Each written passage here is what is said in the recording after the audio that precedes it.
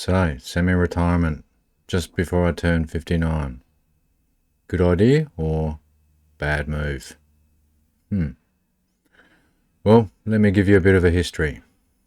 So, been working for a aged care facility in an IT support role for 9 years previous. Most of that time I was the only IT support person. There was including nurses, etc., and a few hundred or a couple of hundred support workers, including community support workers, which didn't need a lot of support. But I was doing everything IT. I was on call 24/7, 7 days a week. So, yeah, and looking after everything. We had servers that I had to maintain, we had email that I had to maintain, a website, lots of different software packages that were used by the business. So it was pretty full on, and also like looking after all the IT equipment. So yeah, it was pretty full on. For the last year or so, there was another support person working with me, and then eventually they got a second IT support worker. But by then I was already burnt out. Part of the problem was the amount of pressure I put myself under, so I was a bit of a perfectionist. Didn't like to delegate too much. I was getting better at that near the end because I had to. It all became too much. Eventually, for the last few months, it might have even been 6 months, they got in a proper IT manager, and he did a fantastic job. And except for he seemed to be like a bit of a bull in a china shop, or in a hurry to get everything done, but he made some major strides really quickly in the security area and in lots of areas. So, yeah, that also made me feel like because he was such a good manager that I didn't feel guilty leaving. So around that time is when lots of personal stuff was happening at home, mainly around my wife. So her mother passed away about 18 months ago, and she was very close to her mum, and that was devastating for her. And also because she was the only one who was in her mum's life. Her sister had abandoned her mother 20, 30 years ago and had no contact with her mother, and then broke off contact soon after with my wife because my wife was still in contact with her mother, basically. So, yeah, with her mum's passing, she was left with finalising her mum's estate, which was a lot of work getting her affairs in order. And her mother was a hoarder. She grew up in World War II in Hungary, and that had affected her and how she lived, and didn't really trust a lot of people. So was very independent and very, yeah, untrustworthy of people. So yeah, there was a lot to do with the house, and with the emotional toll and everything else, it was just getting too much. And plus I was working a full-time, full-on hectic job. So yeah, it was taking its toll on both of us. And then, of course, the sister shows up because she was contesting the will, and that was a shit fest, basically, because she disagreed with the allocation of my mother-in-law's assets. She decided to get lawyers involved, and then made up a whole lot of stories that weren't necessary to say. Like I don't know how many pages it was of just lies, accusing her mother of all sorts of things. So that added to the toll for my wife, to the point where she ended up having a stress-induced heart attack, which is scary as shit. Like, was already emotionally drained and at the end of her ability to cope. So, with everything that was happening, that was a horrible time. But eventually we did get the house sorted and sold for a very good price, and it was a lot of effort from both of us. And we settled with the sister. We're not allowed to say how much or whatever.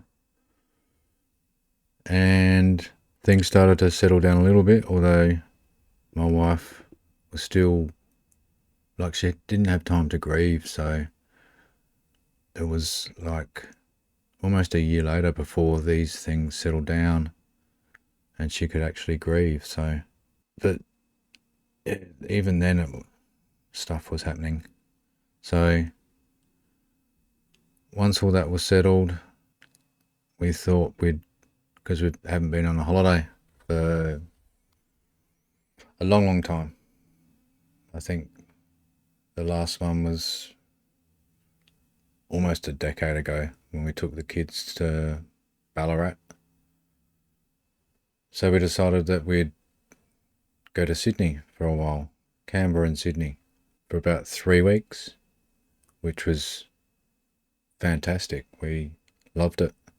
We went to Canberra first. We thought that would be a nice warm up to Sydney.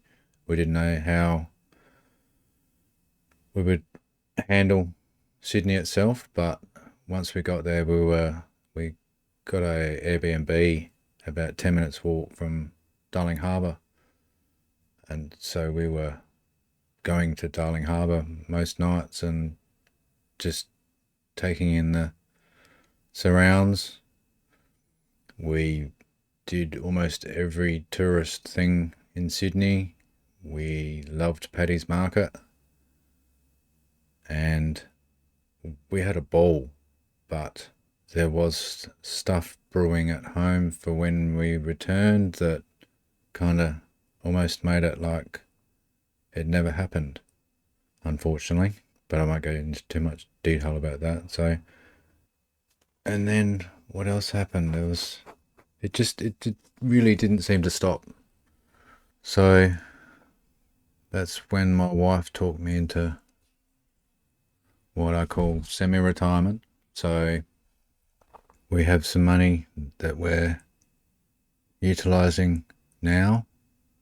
I haven't worked for 5 months. I don't really want to go back into IT, but leaving the option there, or just get a job at Bunnings. We'll see what the future holds. But the main lesson from that is to not be a perfectionist. You're only doing yourself in by trying too hard at work, or the work-life balance. Like, it's really not worth it. I mean, at the end of the day, what's more important? Your family or how well you do at work? So, yet to work out whether it was financially stupid thing to do. Hopefully not too bad a decision, but only time will tell. We both thought, well, how much longer have we got? Do we want to just work and then kind of, not to be too morbid, but then just die? Or so losing someone close to you does bring things in perspective, and the difficulties we went through, it was made it clear that we needed to spend more time together and concentrate on ourselves rather than anything really. So what does semi-retirement mean? We've worked out that we've got so much stuff. We have a 4-bedroom house with a small sort of basement area, and I don't think I've thrown much away in my 59 years. So, and done a lot of handyman stuff, so got all sorts of tools, every piece of metal that I might ever need to use, every nut, screw, nail. Oh, it's, yeah, that in itself is overwhelming. And being in IT, I've collected a lot of equipment over the years and cables, and yeah, again, it's ridiculous. But so we've decided that we've got to start getting rid of some stuff. Well overdue. So we'll be look out on Facebook Marketplace and help us out where you can. The other thing is we are going to try and downsize our house. We don't need 4 bedrooms anymore. But that has its own problems because our house was attacked by termites several years ago, and they took out about a third of our walls, and I've only sort of half repaired that mess. So getting ready to sell is not a simple task, and the house was built in the 1970s, so there's lots of things that need fixing anyway. There's asbestos in the wet areas, yay, so I can't really do much with that unless we pay a fortune to get it removed, and it's not going to be worth spending the money to get the asbestos removed and the wet areas renovated or redone. So that should be a fun time. So we've set ourselves 6 months to try and get everything, see how good we can get the house to, see how good we can get the house. I don't even know how to say that. Anyway, we got a real estate agent in and sort of ran past them what they thought we should do. So yeah, the next 6 months we'll have our work cut out for us in that regard, and really like to travel back to Sydney just to see if we can recreate that little oasis of time that we had. But money's the problem, and yeah, so wish us luck. But more advice from this would be, as I originally said, work-life balance.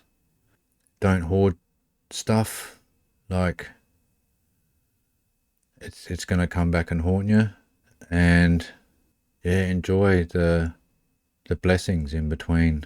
If you're going through some stuff, hang in there, and hopefully you'll, if not have everything sorted, then at least have a little bit of